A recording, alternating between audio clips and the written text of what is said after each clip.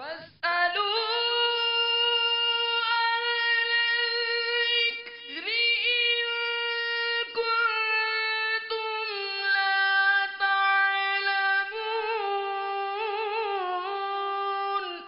اے لوگو علم والوں سے پوچھو اگر تمہیں علم نہ ہو۔ الحمدللہ رب العالمین والصلاة والسلام علی سید المرسلین، اما بعد فاعوذ باللہ من الشیطان الرجیم، بسم اللہ الرحمن الرحیم۔ الصلاة والسلام علیک یا رسول اللہ وعلی آلک واصحابک یا حبیب اللہ۔ الصلاة والسلام علیک یا نبی اللہ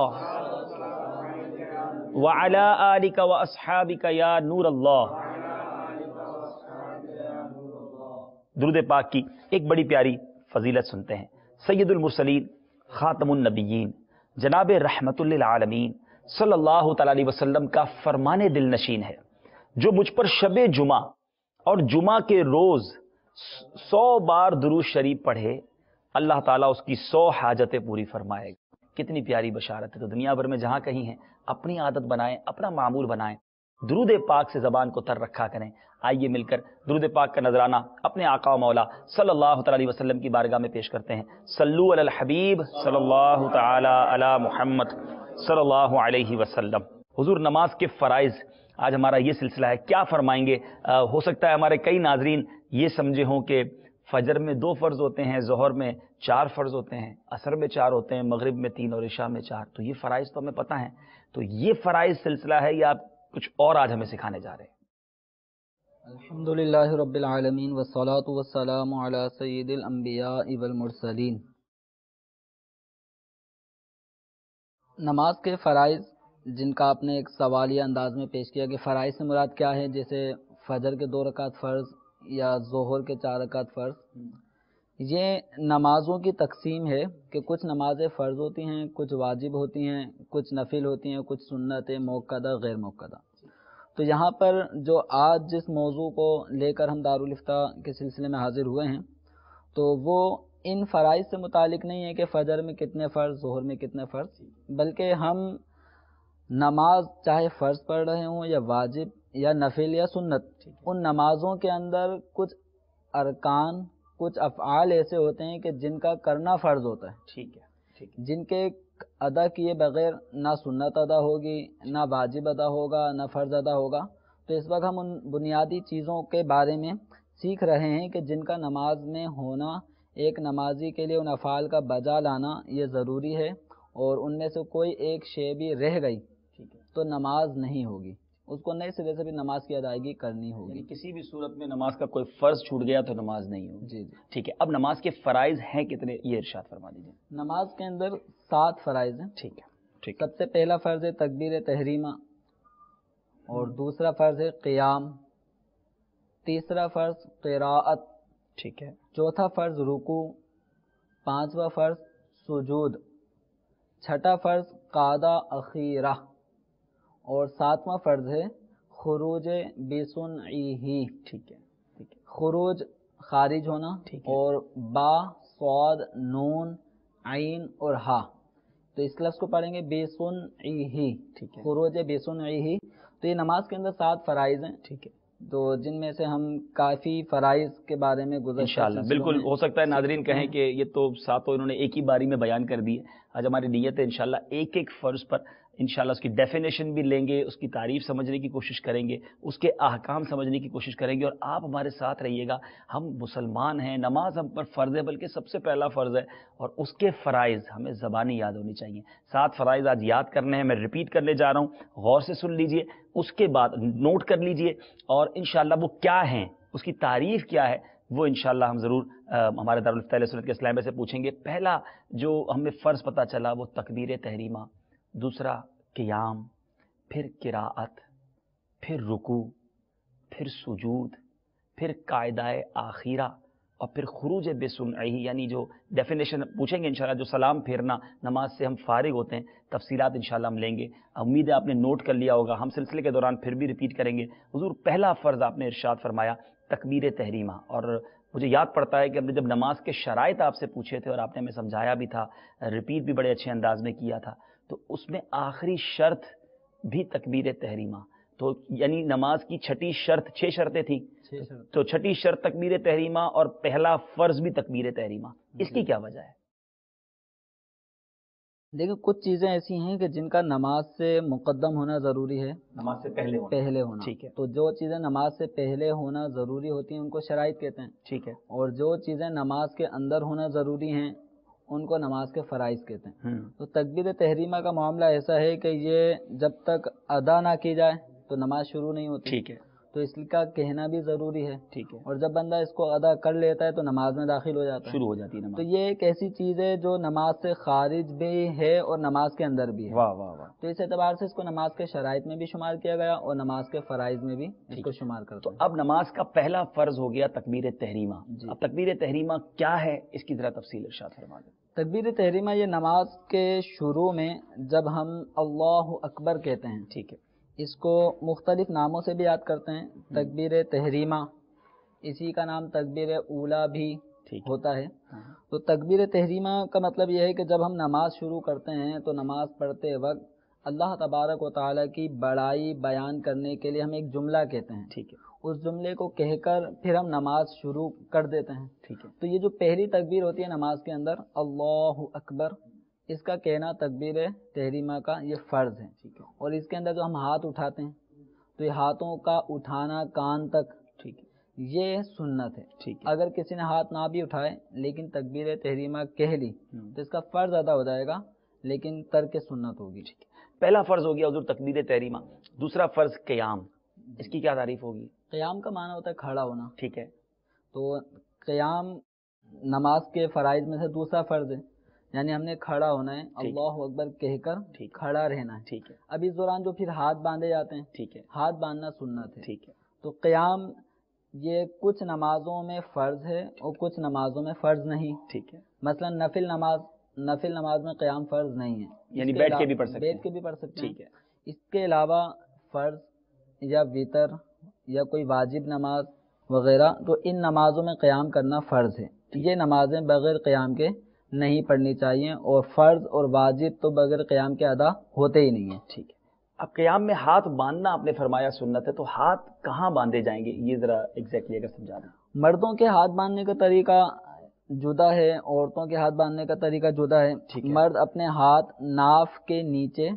باندھیں گے، اور باندھنے کا طریقہ یہ ہوگا کہ انگوٹھا اور چھنگلیاں یہ الٹے ہاتھ کا یہ پہنچا کلائی کا یہ حصہ کہلاتا ہے، اس کو یہ گرپ میں لے لیں گے، ٹھیک ہے، 3 انگلیاں جو شہادت کی بیچ کی اور اس کے برابر والی یہ اس کلائی کے اوپر ہی حصے کے اوپر ہوں گی، ٹھیک ہے، یعنی ان دونوں سے گرپ کر لی، ان کو اوپر رکھ لیا، اور یہ ہتھیلی سیدھے ہاتھ کی اس جگہ پر ہوگی پشت پر، تو اس طرح سے ہم نے یہ اس اسٹائل میں ہم نے ہاتھ کو قبضے میں لے لیا، اب اس کو ناف کے نیچے، جو ناف ہے اس کے بالکل نیچے اس کو رکھ لیں گے، مردوں کے لیے یہ طریقہ سنت ہے، اور عورتوں کے لیے یہ ہے کہ وہ اپنے جو سینہ ہے اس کے اوپر سیدھے ہاتھ کی ہتھیلی الٹے ہاتھ کی پشت پر رکھ لے گی اور سینے پر وہ اپنے ہاتھ کو رکھے گی۔ ٹھیک ہے، تو یہ جو ہاتھ باندھنا آپ نے بتایا یہ ناف کے نیچے رکھنا یہ سنت ہے، لیکن کھڑا ہونا نماز میں جو قیام ہے وہ فرض ہے۔ جی ٹھیک ہے، نماز کا تیسرا فرض چلتے ہیں اس کی نماز کا طرف۔ تیسرا فرض ہے قراءت۔ قراءت کا مطلب ہوتا ہے قرآن پاک کی تلاوت کرنا، ٹھیک ہے، تو بغیر تلاوت کیے نماز کا یہ فرض جب چھوٹے گا تو نماز نہیں ہوگی، تو قرآن پاک کی ایک آیت کا پڑھنا، کم از کم ایک آیت کا پڑھنا یہ نماز کے فرائض میں سے ہے، اگر کسی نے ایک آیت بھی نہیں پڑھی، خاموش کھڑا رہا، کھڑے کھڑے پھر رکوع میں چلا گیا، تو اس طرح اس کی نماز نہیں ہوگی۔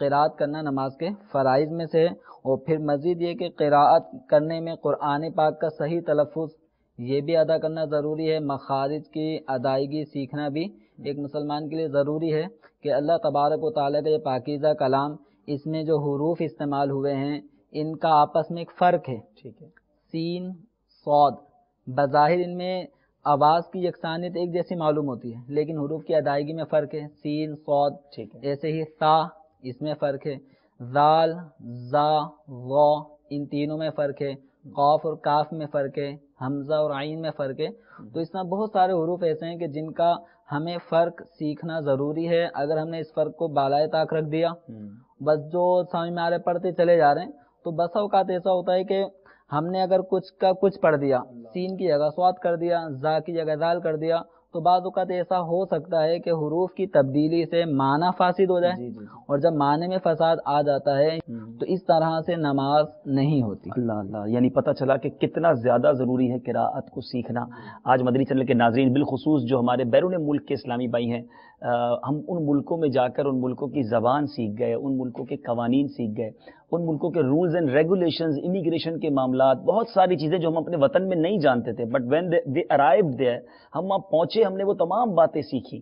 بٹ بینگ اے مسلم، کیا ہمیں قرآن پڑھنا آتا ہے؟ اور بالخصوص جتنا قرآن پاک ہمیں نماز میں پڑھنا ہے وہ تو ہمیں ڈیفینیٹلی سیکھنا ہے، مگر ہمارے بہت سارے اسلام بھائی کو نہیں آتا۔ اور جس طرح رہنمائی کی گئی کہ یہ جو عربک ہے نا، it is the most sensitive language of the world, یہ دنیا کی سب سے زیادہ حساس ترین زبان ہے۔ اس میں ایسا نہیں ہے کہ ہم انگریزی کی طرح یا پنجابی یا اردو کی طرح اس کے اگر کچھ آگے پیچھے بھی کر دیں گے تو معنی سمجھ آ جائے گا۔ یہاں تو زبر زیر اور تلفظ کی غلطی بہت کچھ فرق لے آتی ہے۔ حضور کچھ کوئی مثال اگر عطا فرما دیں کہ کوئی تھوڑا سا تلفظ غلط کر دے یا زبر زیر پیش کی کوئی غلطی کر دے تو معنی آگے پیچھے ہو جائے۔ مثلا سورہ فاتحہ شریف میں ایک لفظ آتا ہے صراط الذین انعمت علیہم، کہ اے اللہ ہمیں ان ہستیوں کا رستہ دکھا، ان ہستیوں کے پیروی میں چلا کہ جن پہ تیرا انعام ہوا۔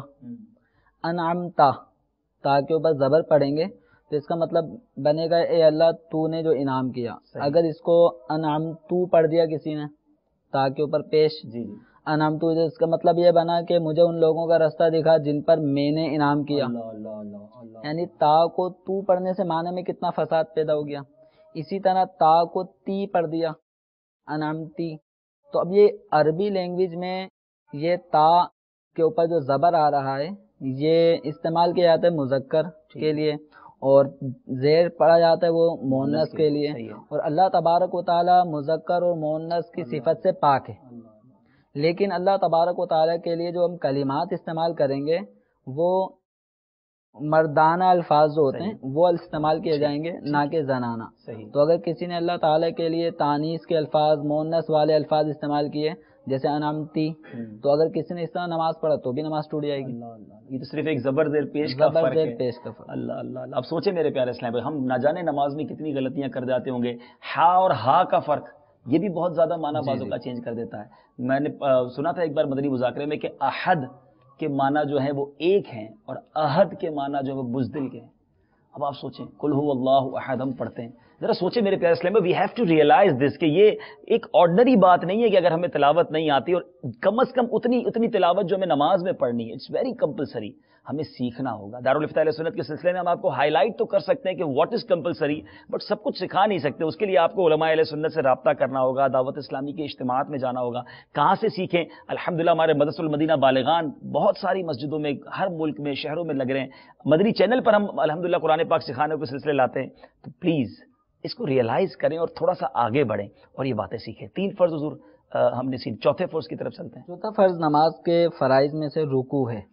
رکوع کا معنی ہوتا ہے جھکنا، لیکن اب کتنا جھکنا ہے اس کی ایک حد مقرر ہے کہ اتنا جھکنا تو ضروری ہے۔ اگر کوئی اتنا نہیں جھکے گا تو اس کا فرض ادا نہیں ہوگا۔ تو وہ مقدار کے جتنا جھکنا ضروری ہے وہ یہ ہے کہ ایک آدمی اگر نارمل طریقے سے کھڑا ہے، اب وہ آہستہ آہستہ اپنے کمر کو جھکاتا ہوا آئے گا اور اپنے ہاتھوں کو دراز کرے۔ اب اتنا جھکنا ضروری ہے کہ اس کے ہاتھ گھٹنوں کو پہنچ جائیں۔ اگر اس میں کمر سیدھی کرنا ضروری نہیں ہے، یعنی فرائض میں کمر کا سیدھا ہونا ضروری نہیں ہے، اتنا ضروری ہے کہ ایک آدمی اپنے آپ کو جھکاتا ہے، جھکاتے جھکاتے اتنا جھک گیا کہ اب اس کے ہاتھ گھٹنوں کو پہنچ گئے۔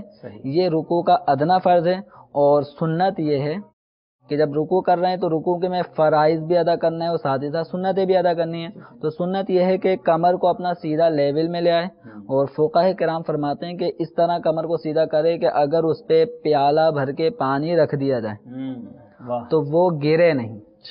تو اس طرح اپنی کمر کو لیول میں کرنا ہے۔ اس حوالے سے بعض ہمارے نمازیوں کی بے احتیاطی ہوتی ہے، وہ کمر میں خم لائے ہوئے ہوتے ہیں، کمر ان کی گولائی کی حالت میں ہوتی ہے، بہت سو کا سر جھکا ہوا ہوتا ہے، کسی کا سر اٹھا ہوا ہوتا ہے۔ تو یاد رکھیے کہ سنت یہ ہے کہ کمر سیدھی ہو اور جو سر ہے وہ بھی کمر کے لیول میں ہو، اس طرح رکوع کرنا ہے سنت۔ اور اپنے ہاتھوں میں تناؤ رکھے، گھٹنوں میں تناؤ رکھے، گھٹنوں یا ہاتھوں میں جھول نہیں ہونا چاہیے، یعنی گیپ نہیں ہونا چاہیے، یا اس طرح جھول نہیں، وہ اسٹریٹ ہونے چاہیے، ہاتھ بھی اسٹریٹ ہوں، تنے ہوئے ہوں. اصل میں وہ تنا ہوا جو ہے وہ بعض ہمارے بیرون ملک والوں کو سمجھ نہیں آئے گا، تو اٹ مینس یہی ہوگا کہ وہ ہاتھ ٹائٹ ہوں اور وہ اس میں اس طرح اس میں جھول نہیں ہوگا، بینڈ نہیں آئے گا. ٹھیک ہے. 4 فرض امید ہے ناظرین بھی یاد کر چکے ہوں گے، یہاں کے اسلام نے بھی یاد کر لیا ہوگا. 5ویں فرض کی طرف حضور چلتے ہیں، ارشاد فرمائیں. 5واں فرض نماز کے فرائض میں سے ہے سجود. سجود کا مطلب ہوتا ہے سجدہ کرنا. سجدے کے اندر اصل یہ ہے کہ پیشانی زمین پر لگ جائے. ٹھیک ہے. سجدے میں پیشانی کا زمین پر جمنا یہ ضروری ہے. سجدہ 7 ہڈیوں پہ کیا جاتا ہے. جب ہم سجدے میں جاتے ہیں تو ہماری یہ پیشانی اور ناک یہ ایک ہی ہڈی شمار ہوتی ہے. تو یہ لگتی ہے، 2 ہاتھ لگتے ہیں، 2 گھٹنے استعمال ہوتے ہیں، 2 پنجے استعمال ہوتے ہیں. تو یہ 7 ہڈیوں پہ سجدہ کرنے کا ہمیں حکم نبی کریم صلی اللہ تعالی علیہ وسلم نے دیا. اب ایک رکعت کے اندر 2 مرتبہ سجدے کرنا یہ فرض ہیں. اگر کسی نے ایک سجدہ کیا، ایک نہ کیا، تو اس کا یہ فرض رہ جائے گا. اس طرح نماز مکمل نہ ہونے کی صورت میں دوبارہ پڑھنی پڑے گی. اسی طرح سجدے کے اندر ناک کی ہڈی، ایک ناک کی نوک، ایک ناک کی ہڈی. صحیح. ہڈی وہ جو مڑتی نہیں ہے، ناک کا ابتدائی حصہ موو ہوتا ہے دائیں بائیں، تو ناک کی نوک کا لگانا کافی نہیں ہے.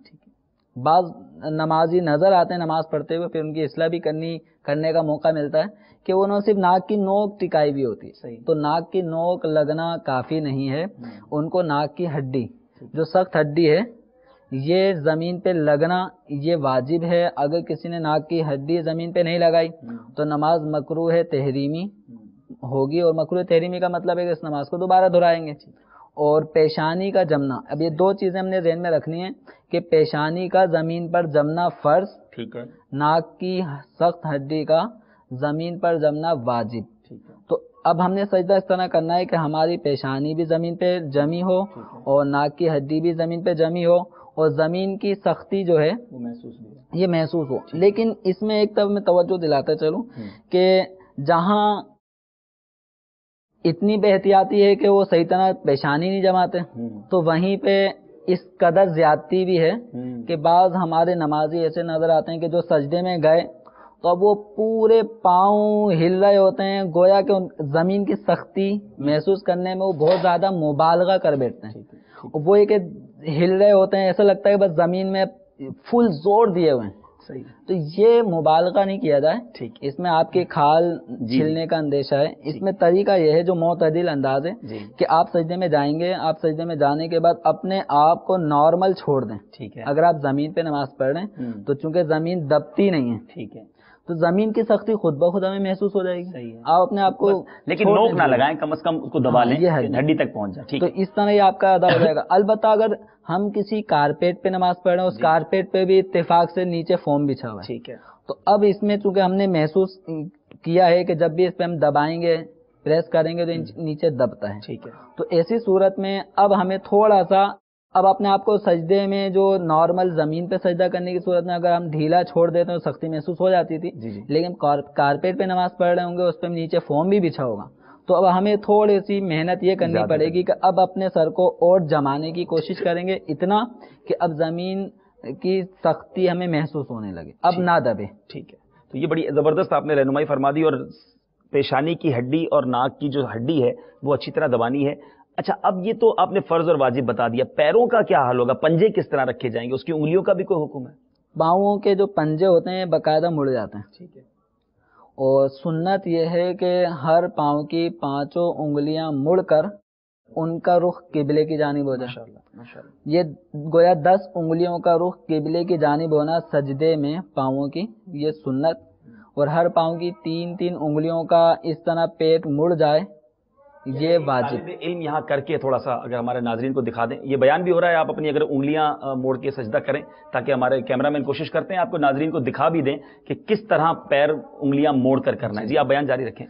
تو سجدے کے اندر 10 انگلیاں یعنی دونوں پاؤں کی 5 انگلیوں کا پیٹ زمین پہ لگا ہو اور پاؤں اس انداز میں موڑیں کہ ان انگلیوں کا رخ جو ہے وہ ہو جائے قبلے کی جانب. ٹھیک ہے. تو یہ سنت ہے. اور ہر پاؤں کی 3 انگلیوں کا، اب 5 میں سے کوئی سی بھی 3 انگلیاں، ہر پاؤں کی 5 انگلیوں میں سے کوئی سی بھی 3 انگلیوں کا پیٹ اگر زمین پہ لگا ہے اور ان کا رخ قبلے کی جانب ہے تو اس طرح واجب ادا ہو جاتا ہے. ٹھیک ہے.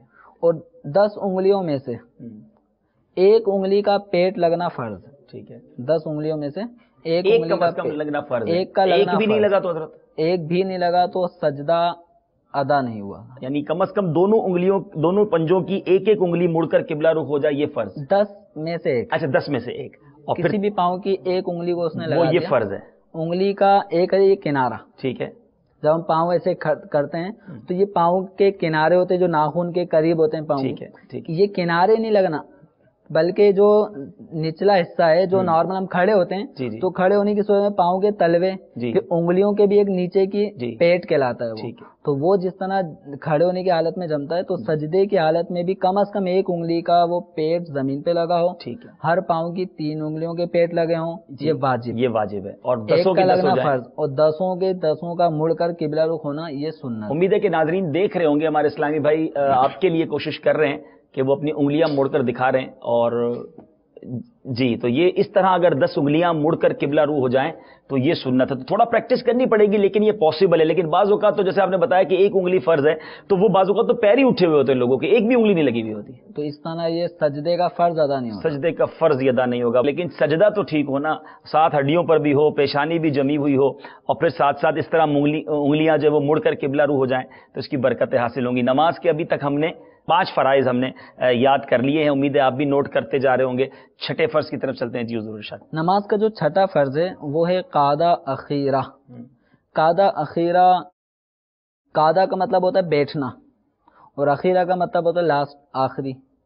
تو ایک قعدہ ہوتا ہے قعدہ اولا، یہ ہم یہ بھی سنتے ہیں قعدہ اولا قعدہ اخیرہ. یہ ذرا وضاحت بھی کر دیں اولا کیا ہے اور اخیرہ. اولا فرسٹ، ٹھیک ہے، پہلا. ٹھیک ہے. تو پہلی مرتبہ جب ہم بیٹھتے ہیں وہ بیٹھنا مراد اس میں ہماری یہ ہوتی ہے جب 4 رکعت والی نماز پڑھ رہے ہیں یا 3 رکعت والی ہم نماز پڑھ رہے ہیں تو پہلی 2 رکعت ادا کرنے کے بعد یعنی دوسری رکعت کے 2 سجدے کرنے کے بعد جب ہم بیٹھ جاتے ہیں ٹھیک ہے تو اس بیٹھنے کو کہتے ہیں قعدہ اولا. ٹھیک ہے. اگر ہم مغرب پڑھ رہے ہیں یا وتر پڑھ رہے ہیں تو اب جو تیسری رکعت میں ہم بیٹھتے ہیں اس کا نام ہے قعدہ اخیرہ. ٹھیک ہے. 4 رکعت والی نماز پڑھ رہے ہیں تو چوتھی رکعت میں جو بیٹھتے ہیں اس کا نام ہے قعدہ اخیرہ. لاسٹ قاعدہ ہے سلام پھیرنے سے پہلے وہ قاعدہ اخیرہ ہے اور وہ فرض ہے. جی اب فجر کے 2 پڑھ رہے ہیں تو اس میں وہ 2 کا قاعدہ اولا نہیں ہے. ٹھیک ہے. آخر وہی آخر. بس قعدہ اخیرہ کی پہچان یہ ہے کہ جس قعدے کے بعد ہم نے نماز سے فراغت پانی ہے وہ قعدہ اخیرہ کہلاتا ہے. تو قعدہ اخیرہ میں ایک چیز ہے واجب اور ایک ہے فرض. ٹھیک ہے. تو جس وقت جو ہم سیکھ رہے ہیں وہ فرض کی طرف زیادہ توجہ دے رہے ہیں. تو قعدہ اخیرہ فرض ہے یعنی جتنی دیر میں التحیات للہ یہ پورا عبدہ و رسولہ تک، ٹھیک ہے، جتنی دیر میں یہ پڑھا جائے ٹھیک ہے اتنا ڈیوریشن اتنی ٹائمنگ بیٹھنا ٹھیک ہے یہ ہے نماز کا چھٹا فرض. ٹھیک ہے. اور اس دوران بیٹھنے کے اس دوران التحیات کا پڑھنا جی یہ ہے واجب. التحیات پڑھنا واجب ہے اور اتنی دیر بیٹھنا، جتنی دیر میں التحیات پڑھی جا سکے یہ بیٹھنا فرض، اتنا بیٹھنا فرض. اچھا اس کو بیٹھنے کا بھی کہ تھوڑا سا اگر انداز اس میں کوئی احتیاط ہے تو بتا دیں. یا نارمل جس طرح ہم بیٹھتے ہیں قاعدہ میں تو اس میں ہاتھ کہاں رہیں گے، پیروں کی پوزیشن کیا ہوگی؟ تو التحیات کے لیے جب ہم بیٹھیں گے تو اس میں الٹا پاؤں بچھا کر ٹھیک ہے الٹے پاؤں پہ بیٹھیں گے. ٹھیک ہے. سیدھا پاؤں ہمارا کھڑا ہوگا اور سیدھے پاؤں کی 5 انگلیاں ان کا رخ بھی قبلے کی جانب ہوگا. ٹھیک ہے. یعنی سیدھا پاؤں باقاعدہ کھڑا ہو، انگلیاں موڑ کر سیدھے پاؤں کو ہم اسٹینڈ رکھیں گے، الٹے پاؤں کو بچھا دیں گے، اس پہ بیٹھ جائیں گے. ٹھیک ہے. یہ تو ہے ہمارے پاؤں کا طریقہ. ٹھیک ہے. اور جب ہم التحیات کے لیے اپنے ہاتھ کی انگلیاں کہاں رکھیں گے جی تو بہت سے نمازی ہمارے رانوں پہ اتنے ایسے ہی رکھ لیتے ہیں جی جی اور ابھی گھٹنوں کا کافی حصہ باہر ہوتا ہے. ٹھیک ہے. ایسا نہیں کرنا بلکہ اپنی انگلیوں کے جو کنارے ہیں یہ گھٹنے کے کنارے پر رکھیں گے. ٹھیک ہے. ایسا نہ ہو کہ ہمارے ہاتھ اتنے آگے چلے جائیں کہ انگلیاں جو ہیں وہ نیچے کی جانب ہو جائیں. ٹھیک ہے. یہ نارمل انداز میں آپ ہاتھ رکھیں اور ہمارے ناظرین کو دکھا بھی دیں کہ پیچھے بھی نہیں ہوں گے اور گھٹنوں سے آگے بھی نہیں ہوں گے بلکہ جس طرح ایک نارمل وے میں ہاتھ رکھے جاتے ہیں اس طرح ہاتھ رکھیں گے. اور پیر کس طرح ہوں گے اب آپ ٹرن کر کے پیر بھی دکھا دیں تاکہ پیر بھی آپ کے دکھا دیے جائیں کہ انگلیاں بالکل بند نہیں کرنی نہ ایسے کرنی ہے. نارمل جو ہاتھ ہے ایسا رکھنا ہے اور انگلیاں کنارے پہ رکھنی ہے اور ان کا رخ بھی قبلے کی طرف ہی ہوگا. ٹھیک ہے. انگلیوں کا رخ بھی قبلے کی اگر ہم آگے لے جائیں گے تو زمین کی طرف ہو جائے گا. ٹھیک ہے. اور یہ سیدھا پاؤں کھڑا کر کے الٹے پاؤں پہ کس طرح بیٹھنا ہے یہ بھی دیکھ لیجئے یہ قاعدہ آخرہ ہو یا قاعدہ اولا ہو اس میں بیٹھنے کا یہ یا طریقہ دو سجدوں کے درمیان بیٹھنے کا دو طریقہ، سجدوں کے درمیان بھی بیٹھتے ہیں، اس کو کیا کہتے ہیں؟ اس کو جلسہ اس کہتے کو ہیں۔ جلسہ کہتے ہیں۔ آپ دیکھ رہے ہوں گے ناظرین کہ اس طرح یہ بیٹھنے کا طریقہ، پیر اس طرح ہوں گے، دو سجدوں کے درمیان جو بیٹھتے ہیں اس کو جلسہ کہا جاتا ہے، اس میں بھی اسی طرح بیٹھیں گے، قاعدہ اولا میں بھی اسی طرح بیٹھیں گے، اور قاعدہ آخرہ میں بھی یہی انداز ہوگا بیٹھنے اگر کا۔ کوئی بیٹھ کے نماز پڑھ رہا ہے، جی ٹھیک ہے، ٹھیک ہے، تو اس طرح بھی بیٹھ کے وہ نماز پڑھ اس سکتا طرح ہے۔ بیٹھ کے بھی وہ نماز پڑھ سکتا ہے۔ بہت شکریہ، جزاک اللہ خیرہ۔ میرے پیارے اسلام بھائی 6 فرض نماز کے ہم نے سیکھ لیے ہیں، اب 7ویں فرض کی طرف چلتے ہیں۔ خروج بسنعہ، بہت مشکل آپ کو لگ رہا ہوگا، تو یہ 7واں فرض کیا ہے، تھوڑی اس کی ڈیفینیشن، پھر انشاءاللہ آپ کی کالز۔ جی خروج کا معنی نکلنا، خارج ہونا۔ بسنعہ، با کا مطلب ساتھ، ٹھیک ہے، اور سنع اس کا مطلب ہوتا ہے ارادہ۔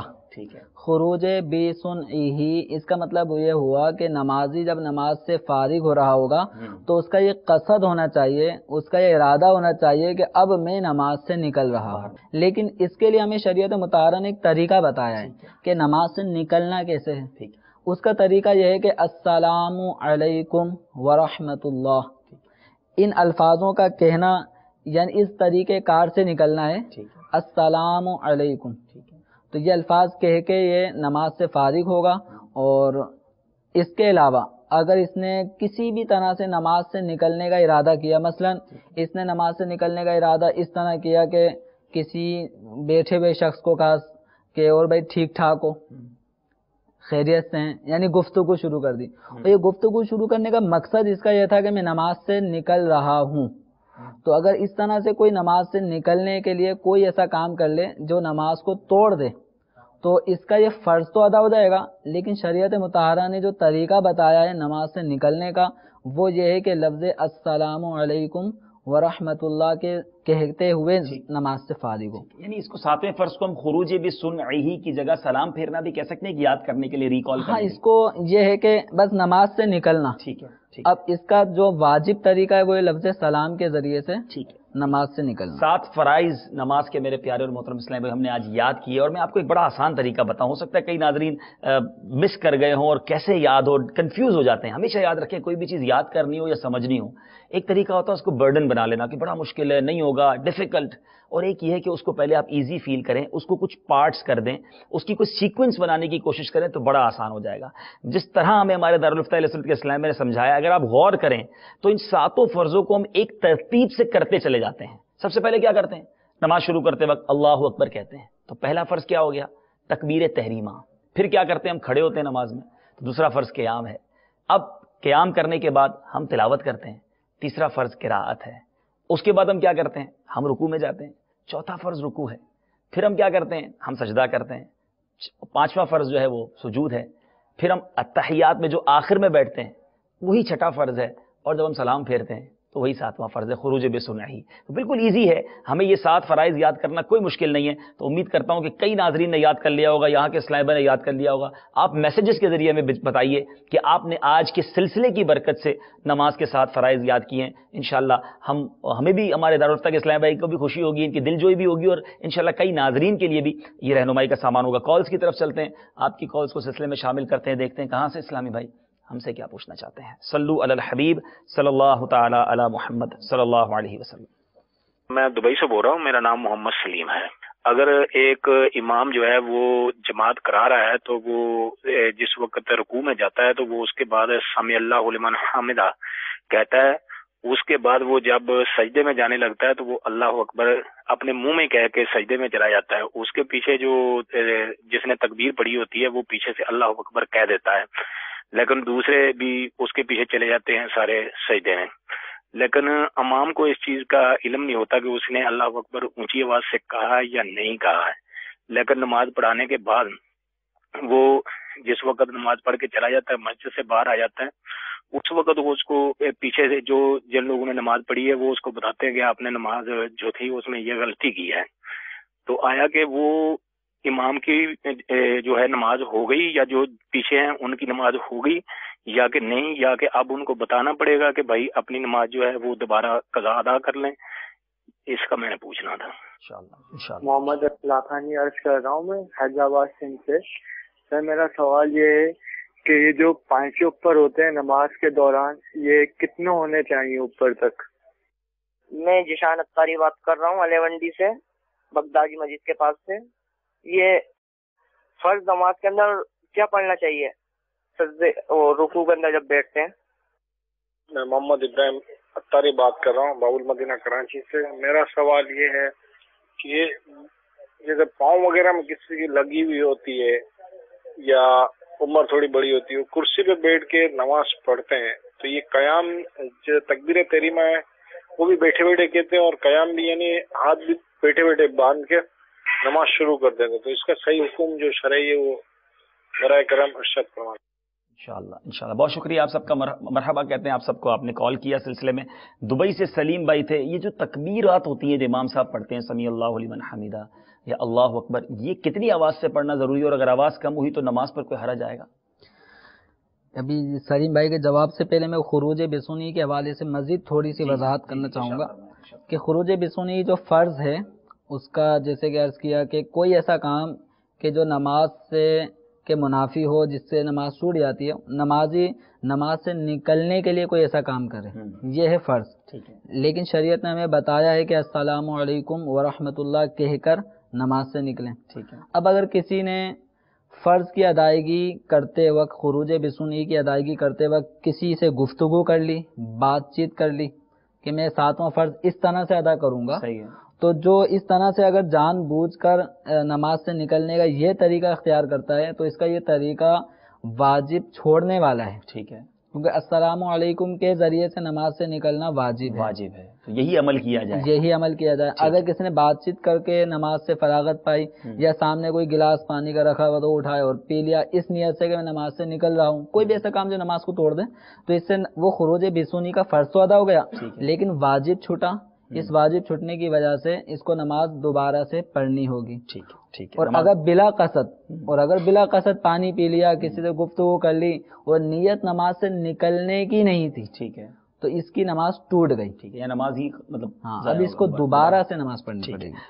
تو سلیم بھائی کا سوال، سلیم بھائی کا سوال یہ ہے کہ امام صاحب جو وہ جب سجدے میں جا رہے ہیں تو اس وقت انہوں نے تکبیر آہستہ کہہ لی۔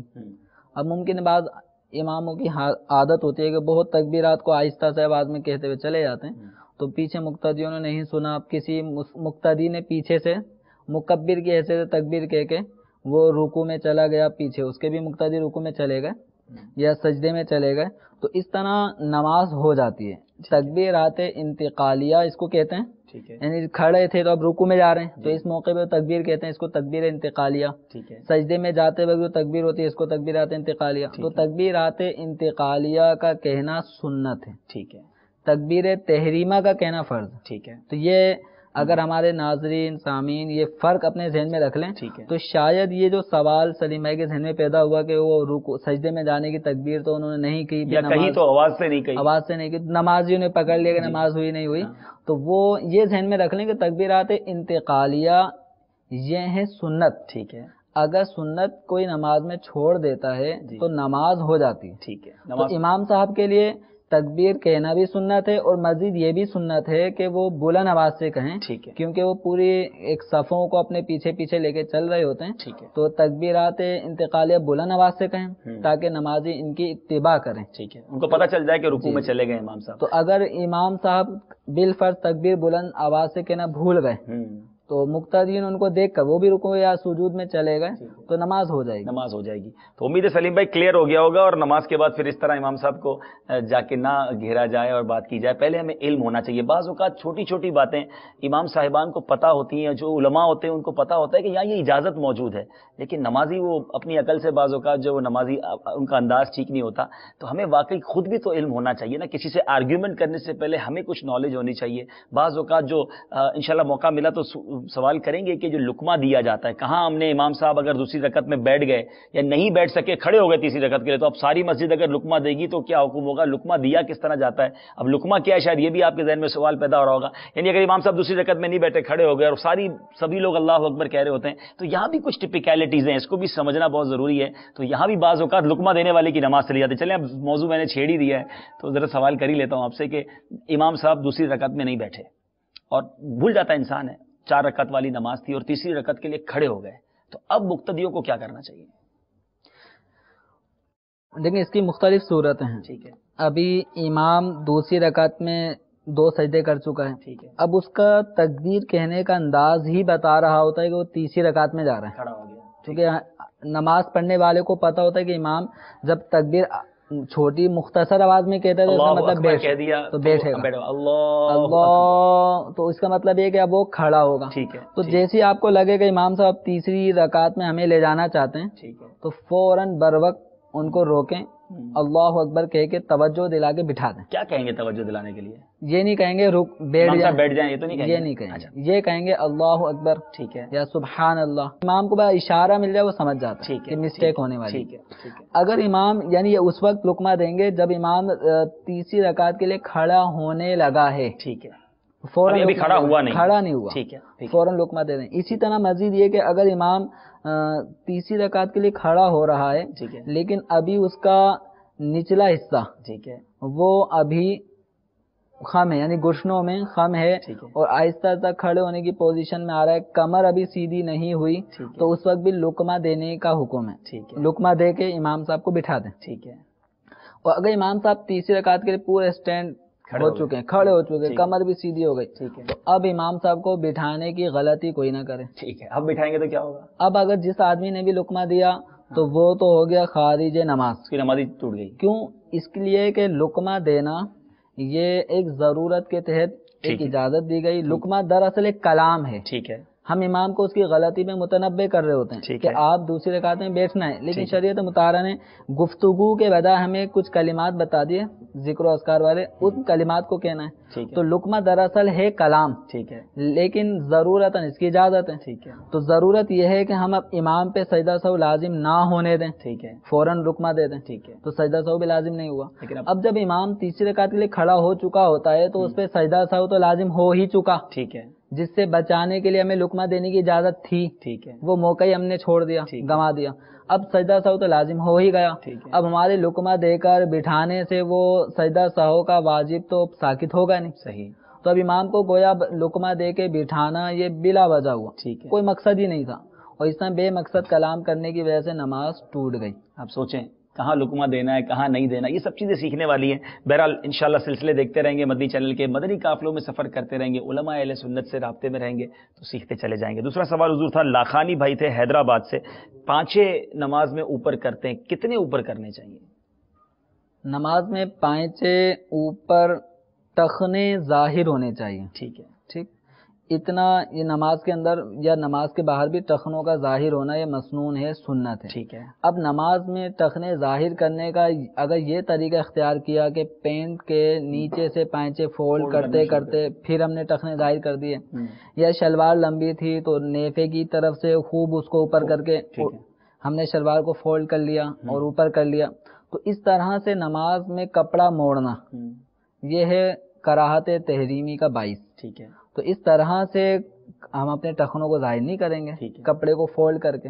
یہ مکروہ تحریمی ہو جائے گا. کپڑے کو فولڈ کرنا نماز میں مکروہ تحریمی. ٹھیک ہے. ٹخنے کا ظاہر کرنا سنت. ٹھیک ہے. ٹھیک ہے. تو اب ہم ایک نمازی ہے، اس نمازی کی اگر شلوار لمبی ہے تو اولاً ہم یہ کہیں گے کہ آپ جس قدر اس کو اوپر کر سکتے ہیں اوپر کریں. ٹھیک ہے. اگر اوپر کرنے سے ٹخنے ظاہر ہو جاتے ہیں ٹھیک ہے، ٹھیک ہے، سنت کے مطابق ٹخنا بھی ظاہر ہو گیا اور کوئی کراہت بھی لازم نہیں آئی. اگر یہ طریقہ اختیار کیا کہ اس نے اپنے پائچے فولڈ کرنا شروع کر دیا، شلوار کو فولڈ کرنا شروع کر دیا، تو اب نماز کے اندر کپڑے کو فولڈ کرنا یہ مکروہ تحریمی ہے. اب اگر ٹخنا چھپا ہوا ہے تو سنت ترک ہوئی، اور سنت ترک ہونے کی بنا پہ یہ جو کراہت ہے یہ کراہت تنزیہی. اب دو کراہتیں ایک نمازی کے سامنے ہیں. شلوار اتنی لمبی ہے کہ اوپر کرنے کے باوجود بھی ٹخنا شلوار ہے یا پینٹ ہے لیکن وہ ٹخنے چھپ رہے ہیں. ٹھیک ہے. تو اب اس کے سامنے ٹخنے کا چھپنا مکروہ تنزیہی. ٹھیک ہے. ٹخنے ظاہر کرنے کے لیے کپڑے کو فولڈ کرنا مکروہ تحریمی. ٹھیک ہے. اب ایک آدمی دو کراہتوں میں سے ایک میں پھنسے گا، مبتلا ہوگا، تو ایسی صورت میں کم کراہت کو اختیار کریں کہ ٹخنے کو شلوار یا پائچہ نیچے ہی کر لے. مکروہ تحریمی والی کراہت کا ارتکاب کے بجائے مکروہ تنزیہی کے ارتکاب کر لے. لیکن اس کا یہ مطلب اب نہیں ہونا چاہیے کہ اب کوئی سی بھی نماز ہم پڑھیں. اب روٹین یہ بنا لیں کہ اب اپنے ٹخنے نیچے ہی. ہاں مطلب ایسا سلوانا شروع کر دیں, کپڑے ایسے لیں جو ٹخنے ظاہر کریں, نہ کہ اس کو فولڈ کر کے کریں. سوال بڑا اچھا تھا اور یہ آج رہنمائی مل گئی کہ شلوار کے یا پینٹ کے جو نیچے پانچے اس کو فولڈ کرنا یا اوپر کی طرف سے اس کو موڑنا یہ مکروہ تحریمی ہے اور اس سے بچنا ہے. لیکن اب یہ اس طرف بھی اب توجہ ہمیں دینی چاہیے کہ بعض نمازیوں کی یہ روٹین بن گئی کہ مکروہ تحریمی سے بچ رہا ہوں, تنزیہ. اب تنزیہی کا ارتکاب کون سا اچھی بات ہے, ایک ترک سنت ہے. تو نمازیوں کو چاہیے کہ بائی چانس کبھی ایسا ہو جائے تو وہ کراہت تحریمی کے بجائے تنزیہی کا ارتکاب کرے, اس کی روٹین نہ بنائے, اپنی شلوار کو ٹخنوں سے اوپر ہی سلوائیں. ٹھیک ہے, امید ہے کلیئر ہو گیا ہوگا. ذیشان بھائی تھے حضور, فرض نماز کے جو میں سوال ان کا سمجھ سکا ہوں, اندر کیا پڑھنا چاہیے رکوع میں, اس طرح کا سوال تھا. رکوع میں 3 مرتبہ یا 5 مرتبہ یا 7 مرتبہ سبحان ربی العظیم پڑھنا چاہیے. اور اگر کسی سے غا ادا نہ ہو, عظیم ادا نہیں ہو رہا, وہ عظیم پڑھ جاتا ہے, تو اس کو چاہیے کہ سبحان ربی الکریم پڑھے. ماشاءاللہ, یہ اجازت ہے, یہ اس کو اجازت ہے. ٹھیک ہے. ابراہیم بھائی تھے باب المدینہ سے, پاؤں میں کوئی چیز لگ جائے یا عمر بڑی ہو تو لوگ بیٹھ کے نماز پڑھتے ہیں, کرسی پر پڑھتے ہیں, تو اب وہاں تو تکبیر تحریمہ بھی اور قیام دونوں بیٹھ کے ہو رہا ہوتا ہے, تو یہ جائز ہے؟ کرسی پہ نماز پڑھنے کے کچھ بنیادی شرائط. ٹھیک ہے, اب یہ کرسی ہی نہیں, بس یہ کہ قیام کے بجائے کوئی بیٹھ کے نماز پڑھے, ٹھیک ہے, ان کے لیے بھی ہے.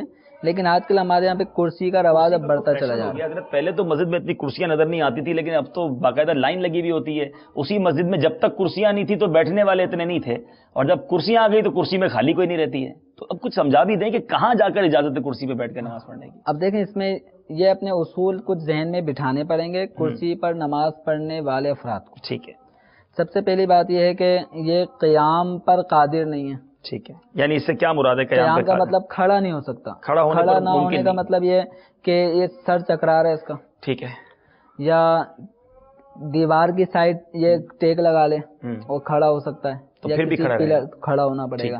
یا اس کا کوئی نوکر ہے, خادم ہے, وہ پیچھے کھڑا ہو جائے, اس پہ تکیہ لگا لے, ٹیک لگا لے. اگر یوں بھی قیام کر سکتا ہے تو بھی کرنا ہوگا. اور اگر کوئی قیام پر زیادہ دیر تک قدرت نہیں رکھتا, ٹھیک ہے, تھوڑی دیر تک قدرت رکھتا ہے, مثلا سورہ فاتحہ کھڑے ہو کے پڑھ سکتا ہے, آگے پڑھنے کی ہمت نہیں ہوگی, تو جتنی ہمت ہے اتنا کھڑا ہونا.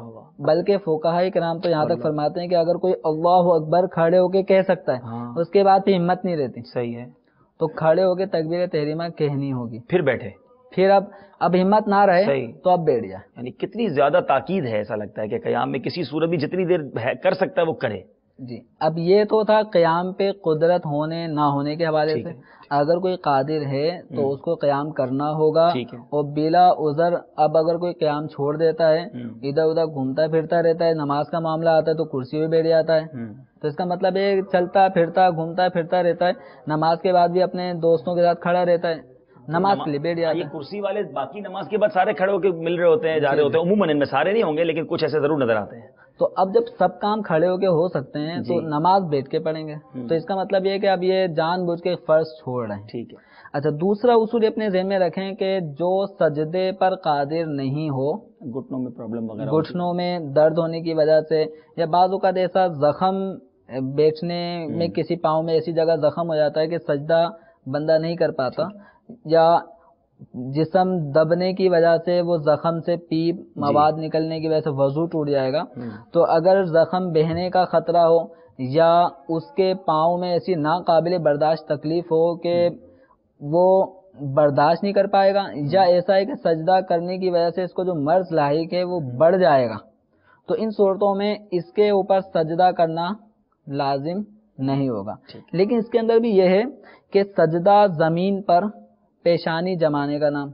پھر مزید فقہاء کرام نے یہ بھی ہمیں بتایا ہے کہ اگر ایک بالش اونچی بھی اگر کوئی چیز رکھ دی جائے زمین پر اور وہ نمازی اس پہ سجدہ کر سکتا ہے, مثلا کوئی بینچ رکھ دی جائے جو ایک بالش تک اونچی ہو, زیادہ سے زیادہ, بلکہ اس سے کم کوشش کریں کم ہو, تو اگر اس پہ سجدہ کر سکتا ہے یا زمین پہ سجدہ کر سکتا ہے تو اس کو سجدہ ہی کرنا ہوگا, سجدے کا اشارہ نہیں چلے گا. اگر کوئی ایسا ہے کہ سجدہ زمین پہ بھی نہیں کر سکتا یا ایک بالش اونچی رکھی ہوئی چیز پر بھی سجدہ نہیں کر سکتا, جیسے کہ بعض اوقات خواتین میں ایسے ان کے پیریڈ آتے ہیں کہ جس کی وجہ سے یہ زمین پہ سجدہ نہیں کر پاتی اور کوئی چیز رکھ دی جائے اس پہ بھی سجدہ بعضوں کے لیے دشوار ہو جاتا ہے، تو ان صورتوں میں اب ان پہ سجدہ حقیقی لازم نہیں رہتا۔ سجدہ حقیقی کا مطلب زمین پہ پیشانی جمانا یا زمین پہ بالش بھر اونچی رکھی ہوئی چیز پہ پیشانی جمانا، اب ان پہ وہ لازم نہیں ہے۔ اب ان کے لیے حکم ہوتا ہے سجدہ حکمی۔ سجدہ حکمی کا مطلب اشارہ، وہ سجدے کا اشارہ کریں، ان پہ یہ لازم ہے۔ اب جو کرسی پہ بیٹھ کے نماز پڑھنے والے افراد ہیں یہ غور کریں کہ کیا یہ سجدہ کر سکتے ہیں یا نہیں۔ اگر قیام پہ قدرت ہے تو سجدے پہ اگر کسی کو قدرت نہیں ہے تو اس سے قیام کا فرض بھی ساقط ہو جاتا ہے، پھر وہ کرسی پہ بیٹھ سکتے، اب وہ کرسی پہ بیٹھے یا زمین پہ بیٹھے۔ تو اب یہ کرسی پہ بیٹھنے والے جتنے بھی افراد ہیں یا بینچ پہ بیٹھنے والے افراد جتنے بھی ہیں یہ غور کریں کہ کیا یہ سجدہ کر سکتے ہیں۔ کر سکتے ہیں تو قیام اگر کر سکتے ہیں تو کرنا ہوگا، ٹھیک ہے، صحیح۔ اگر سجدہ نہیں کر سکتے تو قیام اگرچہ کر سکتے ہوں تو اب لازم نہیں رہے گا، ٹھیک ہے۔ تو یہ ان کو غور کرنا ہوگا۔ اب ایک مسجد وہاں پہ ایک تعداد میں دیکھتا ہوں کہ 40 50 کرسیاں رکھی ہوئی ہیں، جی، باقاعدہ ایک صاحب تو کرسیاں بڑے اہتمام کے ساتھ جماتے ہیں۔ جی، کرسیاں ڈونیٹ کرنے والے بڑھ گئے ہیں، لوگ سمجھتے ہیں بھائی چلو کرسیاں دیں گے مسجد کے لیے باقاعدہ ڈونیشن میں کرسیاں آنے لگی ہیں۔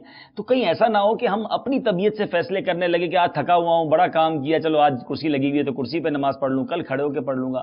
ہم نے احکام سنے اور مزید اس کو آپ کو تھوڑا توجہ کرنی ہوگی اور اپنی کیفیت کو خود ڈیسائیڈ نہ کریں، بہتر یہ کسی دارالفتہ میں چلے جائیں، رابطہ کر کے اپنی پوری پرابلم بتائیں اور پھر فیصلہ کریں تاکہ آپ کی نماز درست ہو جائے۔ مسجد کو بھی گئے، نماز بھی پڑھی اور پھر بھی نماز نہ ہوئی تو اتنی محنت کہیں ضائع نہ ہو جائے۔ تو امید ہے کہ اس پر ضرور توجہ دیں گے۔ کرسی پہ جھگڑے جو ہو ہی رہے ہیں، اچھا اس کرسی پہ بھی ہوتے ہیں؟ اس کرسی پہ بھی جھگڑے، اچھا یہ میری کرسی تھی، مجھے اب ایک نمازی ایک مسجد کے اندر اس طرح کا اتفاق بھی ہوا کہ وہ آ کے پہلے بیٹھ گیا، تو اس پہ تھوڑی چک میں نمازیوں میں ہونے لگی ہے، میری جگہ تھی وہ جگہ تھی۔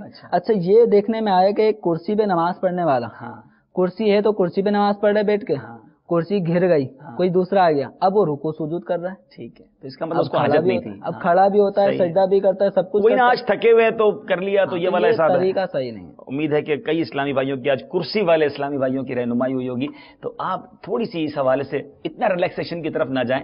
نماز میں جو شرائط ہیں، جو فرائض ہیں، اس کو ہمیں پورا کرنا ہوگا۔ بہت ساری کالز جمع ہو گئی ہیں، مجھے بار بار کہا جا رہا ہے، لیکن یہ مسائل ایسے ہیں کہ جس کو ڈیفائن کرنا ضروری ہے۔ کچھ اسکائپ میسیجز پہلے لے لیتے ہیں۔ شارجہ سے ہمارے اسلامی بھائی ہیں، کہتے ہیں کہ ہم سب جمع ہو کر یہ سلسلہ دیکھ رہے ہیں اور سوال ان کا یہ ہے کہ نماز کے فرض رہ جائے تو نماز ہو جائے گی۔ سلسلے کے شروع میں ہمیں دارالفتہ اسلامیہ نے بتایا تھا کہ نماز کا اگر کوئی فرض رہ جائے تو نماز نہیں ہوگی۔ اسی طرح ہمارے بہت سارے میسیجز لائیو مدنی چینل اسکائپ جو ہماری آئی ڈی ہے اس پر آئے ہوئے ہیں، میں ایک دو اس کو لے لیتا ہوں۔ میرا نام مبین اتاری ہے، بریشیا اٹلی میں فیضان مدینہ سے بات کر رہے ہیں۔ ماشاءاللہ آپ اس وقت بریشیا میں سلسلہ دیکھ رہے ہیں۔ میرا سوال یہ ہے کہ میں نے داڑھی کی نیت کی ہے مگر میرا کام کے جو انچارج ہیں مجھے داڑھی رکھنے سے منع کرتے ہیں، آپ کوئی رہنمائی کیجیے۔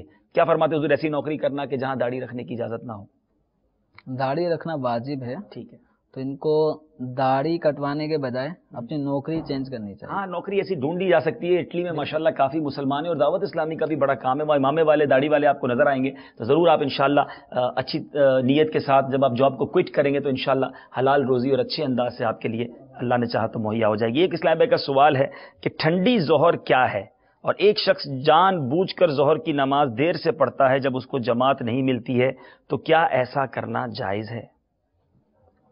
ٹھنڈی ظہر کا مطلب یہ کہ ایک ظہر کا جو وقت شروع ہوتا ہے نا جی، تو ظہر کے وقت کے شروع میں موسم گرم ہوتا ہے، ٹھیک ہے، زمین گرم ہوتی ہے، جی، ہیٹ اپ ہو رہی ہوتی ہے، ٹھیک ہے، اور ٹھنڈی کرنے کا مطلب یہ ہے کہ ظہر کے وقت کو اگر ہم دو حصوں میں ڈیوائڈ کر لیں، ٹھیک ہے، اب یہ مثل اول اور مثل ثانی یہ اس میں اصطلاحات استعمال ہوتی ہیں کہ جب اس کو مزید تھوڑے وضاحت کر ہی دیتا ہوں کہ جب ایک انسان جب سورج سر پر ہوتا ہے ٹھیک ہے، تو اس وقت اس کے ایک جسم کا ایک سایہ بن رہا ہوتا ہے، ٹھیک ہے، کبھی 1 فٹ سایہ بنتا ہے، یعنی وہ سایہ ایسا ہوتا ہے کہ کافی دیر تک رکا ہوا لگتا ہے، ٹھیک ہے، تو اس سایہ کو کہتے ہیں سایہ اصلی، ٹھیک ہے، سایہ اصلی۔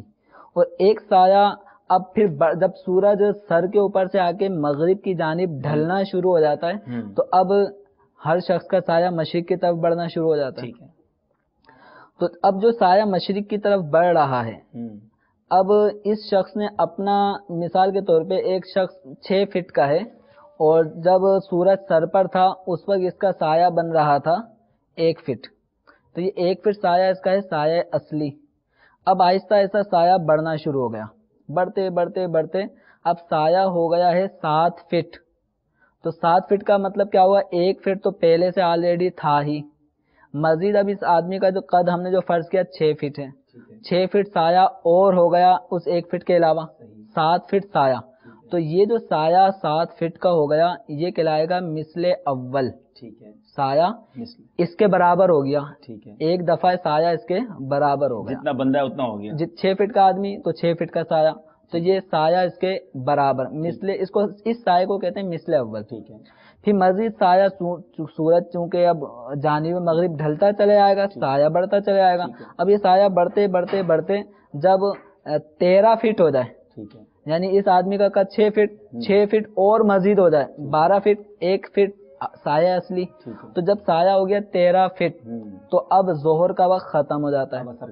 اب یہ جو 2 گنا سایہ بن گیا اس کو کہتے ہیں مثل ثانی. ٹھیک ہے, تو ظہر کی نماز کو مثل ثانی میں پڑھنا یہ ہے ٹھنڈا کر کے پڑھنا, یعنی اثر کا وقت اثر شروع ہونے سے پہلے, شروع ہونے سے پہلے. ٹھیک ہے, مثل اول اور مثل ثانی کے اثر کا وقت شروع ہونے کے درمیان میں اگر ظہر کو پڑھا جائے گا تو یہ ہے ظہر کو ٹھنڈا کرنا. جماعت چھوڑ کر اتنا ڈیلے کرنے کی اجازت ہوگی نہیں, اس کے لیے جو ظہر کو ٹھنڈا کر کے پڑھنا یہ ہے ایک مستحب.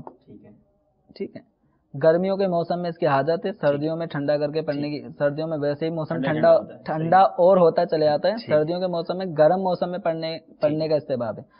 اول وقت میں پڑھے تو جماعت جان بوجھ کے اس کام کے لیے کہ میں زور ٹھنڈی کر کے پڑھوں, اس کے لیے جماعت واجب چھوڑنا جائز نہیں ہے. ہاں اگر جماعت کسی بھی شرعی عذر سے نکل گئی تو اب اس پہ لازم نہیں ہے کہ فوراً زہر پڑھے, تب ٹھنڈی کر کے. اب یہ ٹھنڈی کر کے اگر زہر پڑھنا چاہتا ہے تو اور بات ہے. ٹھیک ہے, امید ہے کلیئر ہو گیا ہوگا ہمارے اسلام بھائی کو یہ جواب. Muhammad Atif Raza Attari from France. MashaAllah Azza wa Jal, this silsila is a great blessing of Allah Azza wa Jal for Muslims in foreign countries and is really informative. Jazakallah for your appreciation, Atif bhai.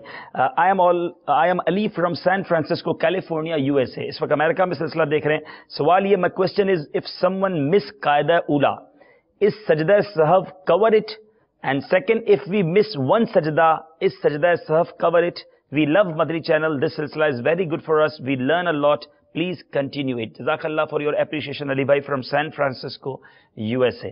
سوال حضور ان کا یہ تھا کہ اگر کسی کا قاعدہ اولا مس ہو جائے, چھوٹ جائے, بھول جائے وہ, تو کیا سجدہ سہو سے وہ کور ہو جائے گا, اس کی ادائیگی ہو جائے گی؟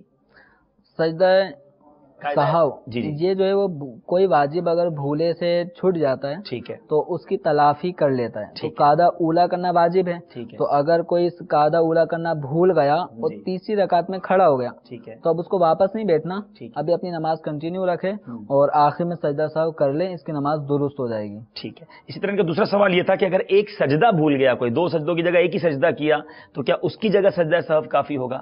نبی نماز کے فرائض میں ہم نے یہ بات بھی سنی کہ سجدے ہر رکعت میں 2 کرنا فرض ہے. اگر ایک سجدہ ادا کیا اور ایک نہیں کیا تو اس نے واجب نہیں چھوڑا, فرض چھوڑا ہے. اور فرض کی چھوڑنے کی بنا پہ, فرض چھوٹ جانے کی بنا پہ نماز سجدہ سہو سے تلافی اس کی ممکن نہیں ہے. آپ کو یہ نماز, اب اس میں ایک صورت یہ ہے کہ اگر ایک رکعت کا سجدہ کسی نے بھول گیا, پہلی رکعت میں ایک سجدہ کیا ایک نہیں کیا, تو دوسری رکعت میں 3 کر لے. 3 کر سکتا ہے, گنتی پوری کر لے. ہاں, تیسری رکعت میں 3 کر لے. ٹھیک ہے, یعنی 4 رکعتوں والی نماز میں 8 سجدے ہونے. ٹھیک ہے. تو اگر یہ ایک رکعت میں ایک سجدہ کیا تھا تو اس کی کمی یہ کسی دوسری, تیسری, چوتھی رکعت تک کر سکتا ہے. حتیٰ کہ اگر اس کو سلام پھیرنے کے وقت یاد آئے کہ میں نے تو ایک سجدہ کیا تھا, ٹھیک ہے, تو اس کو حکم یہ ہے کہ فوراً ایک سجدہ کر لے, سجدہ نماز والا کر لے, سجدہ سہو والا نہ کرے. نہیں, ٹھیک ہے, سجدہ سہو تو بھی بعد میں کرنا ہے, سلام پھیر کے کرنا ہے, تو اس لیے وہ کور نہیں کرے گا اس کو, کیونکہ یہ فرض ہے, اور سجدہ سہو واجب ترک ہو جائے تو اس کو کور کرنا ہے. امید ہے کافی کلیئر ہو گیا ہوگا علی بھائی from San Francisco, that if anybody missed his قاعدہ اولا دین سجدہ سہو cover it, but if anybody miss سجدہ because sajda is first, then sajda sahw is not cover it. And mashallah Darul Iftar's brothers told us that if anybody forget the one sajda in any rakat, he will do it. He can do it in any other rakat, but not in sajda sahw. امید ہے کہ آپ کو جواب مل گیا ہوگا. ایک سوال اور لیتے ہیں. فرماتے ہیں کہ نماز میں آج کل ہمارے یہاں فیشن ہے کہ ہائی پونی بناتے ہیں. کیا ہائے پونی میں نماز ہو جاتی ہے؟ یعنی لڑکے بھی بڑے بڑے بال رکھتے ہیں تو کیا وہ کسی کے لمبے بال ہوں اور پونی بنائی ہوئی ہو اس نے تو کیا اس میں نماز ہو جائے گی؟ اور یہ عورتوں کے لیے اگر سوال ہے کہ اگر عورتوں نے اپنی وہ بالوں کو گوندا ہوا ہے اور پونی بنائی ہوئی ہے تو کیا ان کی بھی نماز ہو جائے گی؟ عورتوں کا اپنے بالوں کو جوڑا بنانا، عورتوں کے لیے نماز میں اگر انہوں نے چٹیا بنائی ہوئی ہے یا بالوں کو جوڑا بنا لیتی ہیں یا ہیئر بن وغیرہ لگا لیتی ہیں تو ان کے لیے کوئی کراہت نہیں ہے۔ مردوں کے لیے کراہت ہے کہ اگر مرد نے اپنے بالوں کا جوڑا بنا لیا، چٹیا بنا لی یا پونی بنا لی تو اس کے لیے نماز اس حالت میں پڑھنا مکروہ ہے، تحریمی ہے۔ ٹھیک ہے، امید ہے کہ کلیئر ہو گیا ہوگا ہمارے اسلامی کو کالز کی طرف چلتے ہیں، دیکھتے ہیں کہاں سے اسلامی بھائی کیا پوچھنا چاہتے ہیں۔ صلو علی الحبیب صلی اللہ تعالی علی محمد صلی اللہ علیہ وسلم۔ میں شوکت علی بات کر رہا ہوں کراچی سے۔ میرا یہ سوال ہے کہ جب ہم نماز کھڑی ہوتی ہے جماعت کے ساتھ تو ہم پہنچتے ہیں پہلی رکعت سجدہ ہی ہوتی ہے، تو جب ہم پہنچتے ہیں ادھر پہلی رکعت وہ پیشمام صاحب الحمد کے ساتھ سورت پڑھ کے وہ رکوع میں چلے جاتے ہیں، تو ہم جیسے آتے ہیں تو ہم بھی رکوع میں چلے جاتے ہیں، تو رکوع میں جیسے چلے گئے تو ہم نے تو وہ سورت وغیرہ نہیں سنی، تو یہ بعد میں پڑھنا کیسا ہوگا؟ یہ السلام علیکم۔ السلام ورحمۃ اللہ۔ حضور میرے کو ایک بات آپ سے پوچھنی تھی کہ جب ہم اشہد اللہ الہ الا اللہ محمد رسول اللہ صلی اللہ علیہ وسلم پڑھتے ہیں تو اس میں ہم انگلی سیدھی کرتے ہیں، یہ سنت صحابہ ہے یا سنت نبی ہے؟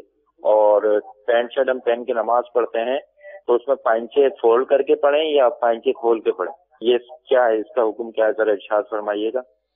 السلام علیکم ورحمۃ اللہ وبرکاتہ۔ وعلیکم السلام ورحمۃ اللہ وبرکاتہ۔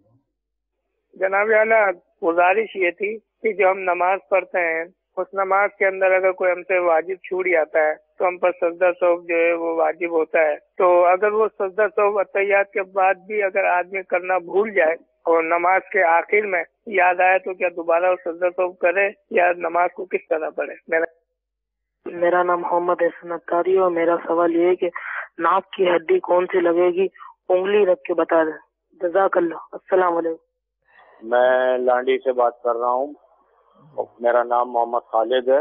میں یہ پوچھنا چاہ رہا ہوں کہ ایک تو اس میں رہنمائی فرما دیں کہ یہ جو اتحیات کی حالت میں بیٹھتے جب اتحیات پڑھتے ہیں اور اشہد ان لا الہ الا اللہ پر جو انگلی اٹھاتے ہیں تو بہت سے لوگ ہاتھ کھول دیتے ہیں اور بہت سے لوگ جو ہے وہ ہاتھ کو بند رکھتے ہیں، مٹھی کو بند رکھتے ہیں۔ دوسری چیز یہ ہے کہ سجدے میں بیٹھنے والے جس طرح ابھی بتایا تھا پاؤں کو کھڑا رکھنا ہے، سیدھے پاؤں کو، تو بہت سے لوگ جو ہیں وہ پاؤں کے اوپر پاؤں رکھ کے بیٹھ جاتے ہیں، اس میں ذرا رہنمائی فرما دیجیے۔ السلام علیکم۔ وعلیکم السلام ورحمۃ اللہ وبرکاتہ۔ جی، میں قائد آباد سے بات کر رہا ہوں، سید منیر علی۔ میرا سوال یہ تھا کہ جب وہ قاعدے میں بیٹھتے ہیں اتحیات جو پڑھتے ہیں تو اس پر جو انگلی اٹھائی جاتی ہے تو اس میں وہ انگلیاں جو ہیں وہ مطلب اٹھانے کے بعد پوری انگلیاں کھول دینی چاہیے یا بند کر کے ایک انگلی جو ہے وہ، یہ تھوڑا سا مسئلہ یہ اگر بتا دیں۔ بہت شکریہ آپ سب کا، آپ نے کالز کی، مرحبا کہتے ہیں اپنے سلسلے میں۔ ایک اسلام پہ حضور تھے شوکت علی بھائی کراچی سے، امام صاحب رکوع میں چلے گئے، ہم جا کے رکوع میں شامل ہوئے تو ہم نے تو تلاوت نہیں سنی یا کی، تو اب بعد میں اس کو کیا کریں گے یا رکعت وہ ہو جائے گی؟ دیکھیں اس میں یہ ہے کہ جب ہم امام کے پیچھے نماز پڑھ رہے ہوتے ہیں تو حدیث مبارکہ میں یہ ہے وَإِذَا قَرَأَ فَانصِتُوا، جب امام قرات کرے تو تم چپ رہو۔ تو قرات کا یہ جو فرض ہے یہ مقتدیوں کے لیے اب لازم نہیں رہتا، یہ فرض امام ادا کر رہا ہوتا ہے۔ اور ایک حدیث مبارکہ میں ہے کہ من کان لہ امام فقراءۃ الامام لہ قراءۃ، کہ جو امام کے پیچھے نماز پڑھ رہا ہو تو امام کی قرات اس کی قرات ہے۔ تو ان حدیث مبارکہ کا خلاصہ یہ نکلا کہ ایک شخص اب مقتدی ہونے کی حیثیت سے امام کے پیچھے نماز پڑھ رہا ہوتا ہے تو امام نے قرات کر لی تو اس کی وہ قرات گویا امام ادا کر چکا ہے، اب اس کو نئے سرے سے قرات نہیں کرنی۔ اور حدیث مبارکہ میں اس طرح کا مضمون بھی ملتا ہے کہ جس نے امام کو رکوع میں پایا تو اس کی وہ رکعت ہو گئی، جب وہ رکعت ہو گئی تو اس کا مطلب یہ ہے کہ اب اس کو نئے سرے سے قرات کرنے کا حکم نہیں ہے۔ ٹھیک ہے، رکعت اس کی ہو گئی، رکعت ہو گئی، امید ہے کہ کلیریفیکیشن ہو گئی ہوگی۔ حضرت اتحیات میں انگلی کیسے اٹھانی ہے، یہ 2-3 اسلام نے سوال کیا ہے، کیا فرماتے ہیں؟ اتحیات میں جب ہم اشہد اللہ الہ الا اللہ یہ پڑھیں گے تو اس دوران ہم نے انگلی اٹھانی ہے. اشہد جب ہم کہیں گے تو اس وقت ہلکا بنانے کا طریقہ یہ ہے کہ یہ چھنگلیاں اور اس کے برابر والی انگلی یہ ہم اپنی ہتھیلی میں ملا لیں گے. انگوٹھا اور یہ بیچ کی انگلی یہ ہم یوں ملا لیں گے. اب جیسے ہی وہ مقام آئے گا اشہد اللہ، لا کا لفظ جیسے ہی ہم ادا کریں گے تو اسی وقت ہم نے انگلی اٹھانی ہے. لا الہ الا، جیسے ہی اللہ شروع کریں گے اب اپنی انگلی گرانی ہے، اور انگلیاں گرانے کے بعد حکم یہ ہے کہ انگلیاں سیدھی کر لیں. اب ہلکا نہیں رکھیں گے. اب اس طرح بعض حضرات ایسے کرتے ہیں نمازی، دیکھا دیکھی ایک دوسرے کی نقل شروع کر دی تو کہ وہ تحیات پڑھنے کے بعد انگلی گرانے کے بعد اس طرح پوری ختم نماز تک اس طرح رکھتے ہیں. تو یہ طریقہ درست نہیں ہے. ہمارے کتابوں میں فقہاء کرام نے لکھا ہے، حاشیۃ الطحطاوی علی المراقی، اس کے اندر یہ لکھا ہے کہ لا یعقد قبلہ ولا بعدہ، کہ تشہد سے پہلے بھی اپنا حلقہ نہ بنائے رکھے اور تشہد پڑھنے کے بعد بھی حلقہ بنائے نہ رکھے. صرف ایک موقع ہوتا ہے کہ ہم اللہ تبارک و تعالیٰ کی وحدانیت کا بیان کر رہے ہوتے ہیں. اور کانسیپٹ کیا آپ نے جو ماشاءاللہ بہت اچھی بات آپ کرنے جا رہے ہیں کہ یہ کس لیے کیا جاتا ہے؟ دیکھیں ہم جب کہتے ہیں نا اشہد، اس کا مطلب ہے میں گواہی دیتا ہوں. کس بات کی؟ لا الہ الا اللہ. اس بات کی گواہی دیتا ہوں کہ اللہ کوئی بھی معبود نہیں سوائے اللہ کے. ماشاءاللہ. اس کو ہم دوسرے معنوں میں یہ نارمل ترجمے میں یہ کہتے ہیں کہ اللہ کے سوا کوئی معبود نہیں. تو جب ہم اس کا لغوی اور لفظی ترجمے کے حساب سے دیکھیں گے تو اس کا مطلب یہ بنے گا کہ میں گواہی دیتا ہوں اس بات کی کہ کوئی بھی معبود نہیں سوائے اللہ کے. ابھی میری خود بخود یہ انگلی ایسے ہو گئی بلا قصد. تو ہوتا یہ ہے کہ جب ہم کسی چیز کی نفی کرتے ہیں نا، بھائی آپ یہ کام کر لیں، نہیں آپ نے یہ کام نہیں کرنا، تو یہ عام طور پہ یہ انگلی جب ہم اشارہ ہے یہ نفی کے لیے ہوتا ہے. تو اس مقام پر بھی یہ اشارہ رکھا گیا کہ جب تک نفی ہو رہی ہے انگلی کا اشارہ ہوگا. لا الہ کوئی معبود نہیں ہے، یہاں نفی کا معنی پایا جا رہا ہے. تو نفی کا معنی جس ہم زبان سے کہہ رہے ہیں وہی ہمارا جسم بھی اس کا اظہار کر رہا ہے. کوئی معبود نہیں ہے. اب جیسے اللہ آیا مگر اللہ، الا اللہ مگر اللہ، تو ہماری زبان بھی کہہ رہی کہ ہاں ایک معبود ہے، بس وہی معبود ہے اور وہ ہے اللہ. تو جیسے ہماری زبان نے اللہ تعالیٰ کی معبود ہونے کا اظہار کیا تو ہماری انگلی گر گئی. انگلی نے بھی گویا اب نفی ختم کی، اس بات میں جھک گئی. تو اب انگلیاں ہم نے جب اشہد اللہ الہ الا اللہ پڑھیں گے مکمل و اشہد ان محمد رسول اللہ، تو الا اللہ کے بعد انگلی صرف یہی نہیں گرانی، ساری انگلیوں کو سیدھا کر لینا ہے. کیونکہ اس کا مقصد کیا تھا؟ ہمیں ایک نفی کا اشارہ، وہ اشارے کا وقت گزر گیا، اب انگلیاں واپسی اپنی نارمل حالت میں. جو یہاں بیٹھے اسلام بھائی تھوڑا پریکٹس کر لیتے ہیں اور ہم کیمرہ مین کو کہتے ہیں کہ ان کی ذرا انگلیوں کو دکھائیں کہ جب اشہد اللہ کہا جائے گا تو لا پر انگلی اٹھانی ہے، اور الا اللہ کا الا جب شروع ہوگا تو واپس اپنی انگلیوں کو ٹھیک کر دینا ہے. تو یہ التحیات میں جس طرح بیٹھتے ہیں تھوڑا سا پیچھے ہو کے بیٹھ جائیں. ناظرین کے لیے اچھی اچھی نیتیں بھی آپ کر لیں کہ ہمارا انداز دیکھ کر ناظرین سیکھ لیں گے انشاءاللہ. ٹھیک ہے، تو جس طرح التحیات میں بیٹھتے ہیں اس طرح بیٹھیں، اور انشاءاللہ میں جس طرح کہتا ہوں آپ اپنی انگلیاں اٹھائیں. پریکٹس بھی ہم کر لیتے ہیں، نیت بھی کر لیتے ہیں، اور ناظرین کے لیے بھی آپ بھی گھروں میں چاہیں تو اس پریکٹس کو کر سکتے ہیں اپنے گھر میں. اشہد اللہ الہ الا اللہ، جیسے الا اللہ کہیں گے تو انگلی نیچے بھی ہو جائے گی اور آپ کی جو پنجہ ہے ہمارا ہاتھ ہے وہ سیدھا بھی ہو جائے گا. میں تھوڑا اوپر بھی کر لیتا ہوں. اشہد اللہ الہ الا اللہ، پھر انگلی آپ دیکھیں گے آپ اسی طرح کرتے جائیں. ٹھیک ہے، اشہد اللہ الہ الا اللہ. جب اس طرح ہم کریں گے تو آپ کی امید ہے کہ اس کو پریکٹس بھی کر لیں تو آئندہ کبھی کنفیوژن نہیں ہوگی. کچھ اور فرمانا چاہیں گے اس بارے میں؟ ٹھیک ہے، کلیئر ہو گیا. اب چلتے ہیں اگلے سوال کی طرف. نماز میں سجدہ سہو کوئی کر لے اور اس میں وہ بھول جائے تو آخر میں اگر اس کو یاد آیا، یعنی خود بھی سلام پھیر چکا ہے، تو اب سجدہ سہو کر سکتا ہے؟ یعنی کوئی واجب ان کا چھوٹ گیا، سجدہ سہو کرنا، اس وقت یاد آیا کہ سجدہ سہو کرنا ہے، لیکن جب سجدہ سہو کا مقام آیا، یعنی کہ آخری رکعت میں جب یہ التحیات پڑھ چکے، التحیات پڑھنے کے بعد اب ان کو چاہیے تھا کہ سیدھی طرف ایک سلام پھیر کے 2 سجدے کرتے ہیں. یہ ہے سجدہ سہو کا مقام. اب یہ التحیات کے بعد درود شریف پڑھنا شروع کر دیا، یہاں تک کہ سلام جب پھیرنے لگے یہ سمجھے کہ اب میں نارمل، کچھ بھی مجھ پہ لازم نہیں تھا، تو یہ سلام پھیرنے لگے اسی وقت یاد آ گیا کہ مجھے تو سجدہ سہو کرنا تھا. تو اب ان نمازی کو اب یہ نہیں کہ دوسرا بھی سلام پھیر دو، ایسا نہیں، ان کو یہ باقاعدہ آپشن حاصل ہے کہ یہ ابھی بھی سجدہ سہو کر سکتے ہیں پہلے سلام کے بعد۔ ایک سلام اگر پھیر بھی چکے تھے تب بھی ان کو اختیار ہے، بلکہ حکم یہ ہے کہ اب یہ 2 سجدے کریں، ٹھیک ہے، 2 سجدے کر کے یہ ان کا سجدہ سہو ادا ہو گیا۔ اب اس کے بعد یہ اتحیات پڑھیں، دوبارہ سے اتحیات پڑھیں، درود شریف وغیرہ پڑھیں، اور اب اپنی نماز کو کمپلیٹ کریں۔ بالفرض اگر کوئی سلام دونوں پھیر چکا، جی جی، اب یاد آیا تو وہ کیا کریں؟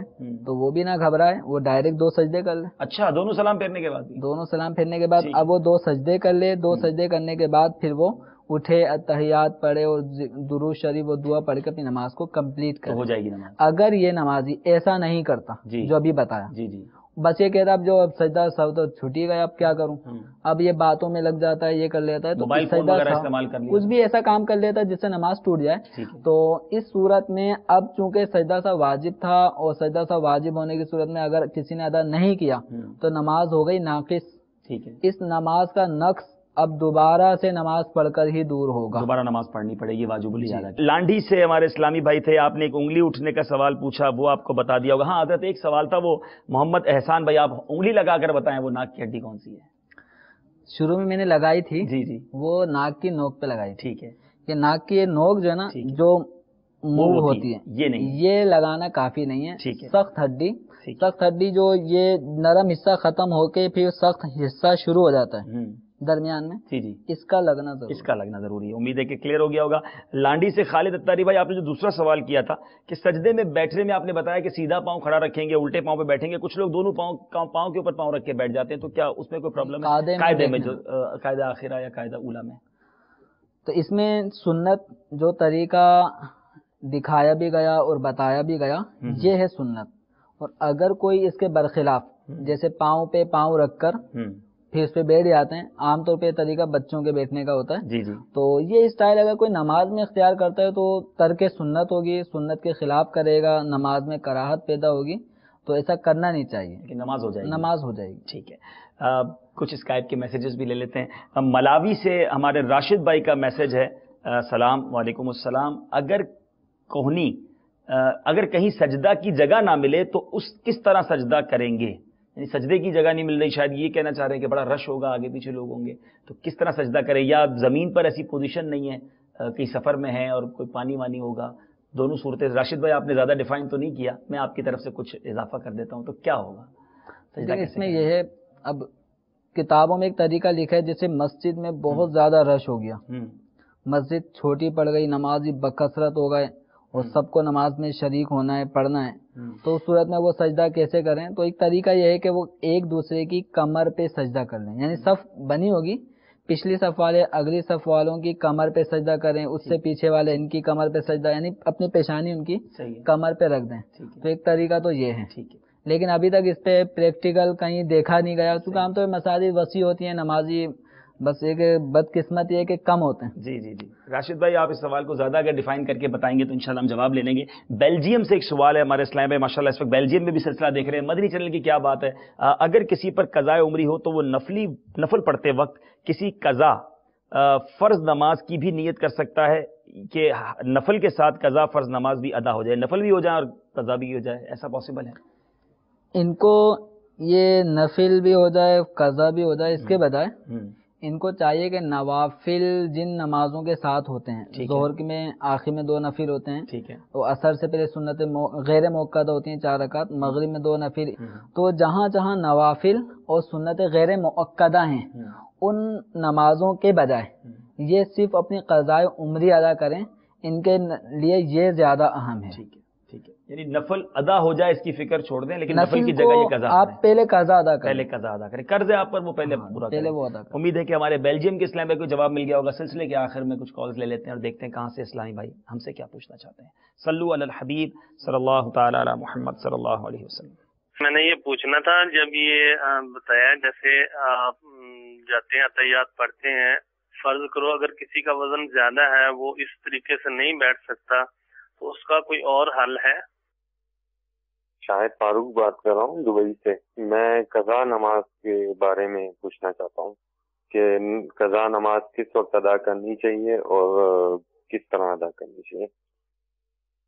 السلام علیکم ورحمۃ اللہ وبرکاتہ۔ وعلیکم السلام ورحمۃ اللہ وبرکاتہ۔ جی سر، میرا سوال یہ ہے کہ جب نماز پڑھتے ہیں تو اس سے پہلے کہتے ہیں کہ اکیلا اگر آدمی فرض نماز پڑھ رہا ہو تو اس کے لیے کیا اقامت کہنا ضروری ہے کہ یا نہیں ضروری، اکیلا آدمی اگر نماز فرض پڑھ رہا ہو تو؟ جی میرا یہی سوال ہے۔ السلام علیکم ورحمۃ اللہ وبرکاتہ۔ وعلیکم السلام ورحمۃ اللہ وبرکاتہ۔ بہت شکریہ آپ سب کا، آپ نے کال کیا، مرحبا کہتے ہیں۔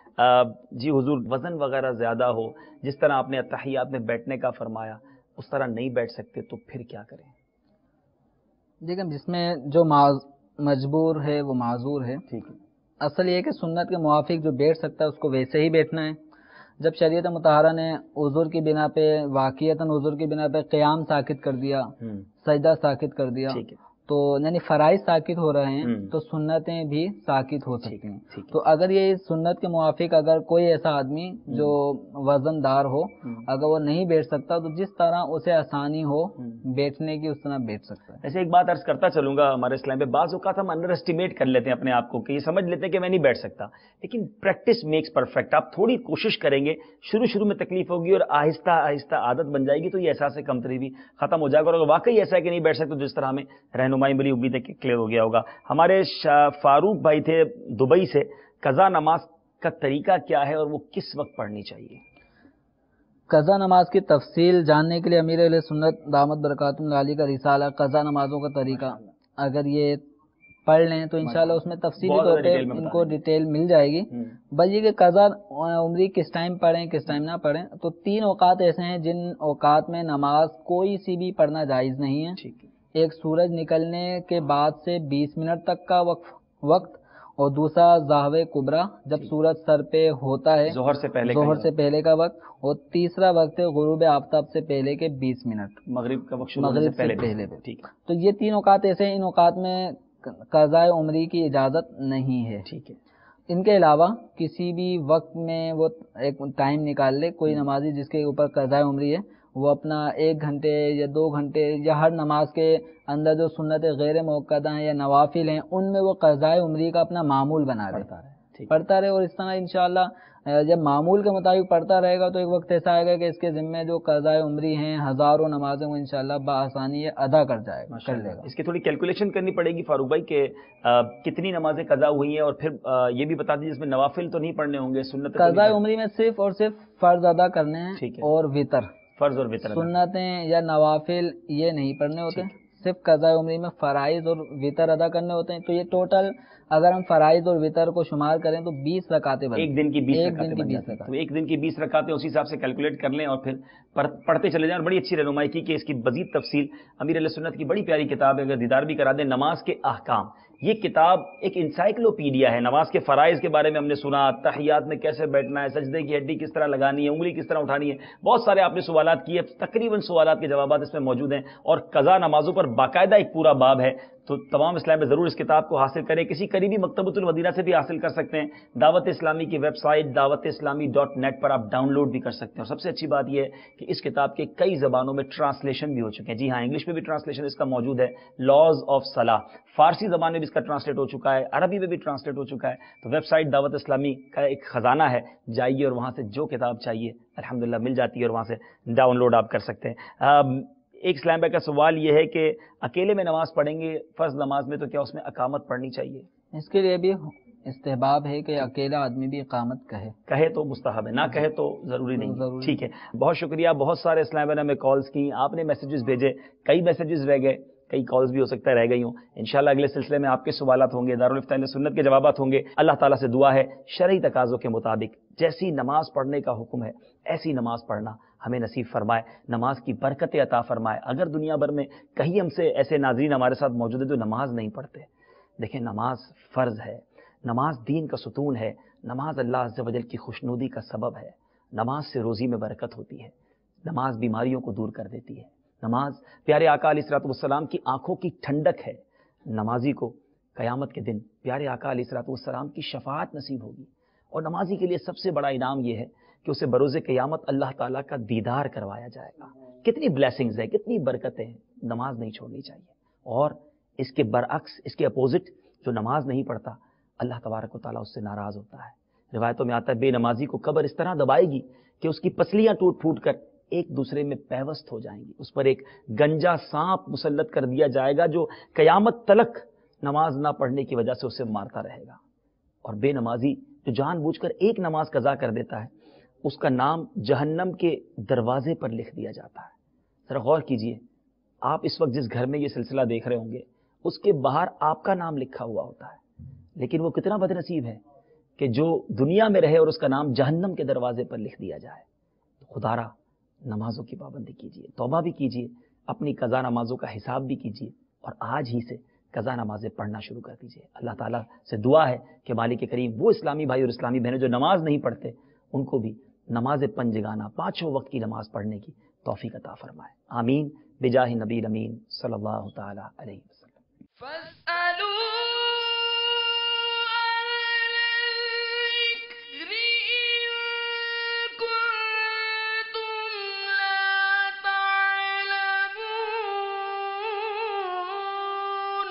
تو اے لوگو علم والوں سے پوچھو اگر تمہیں علم نہ ہو.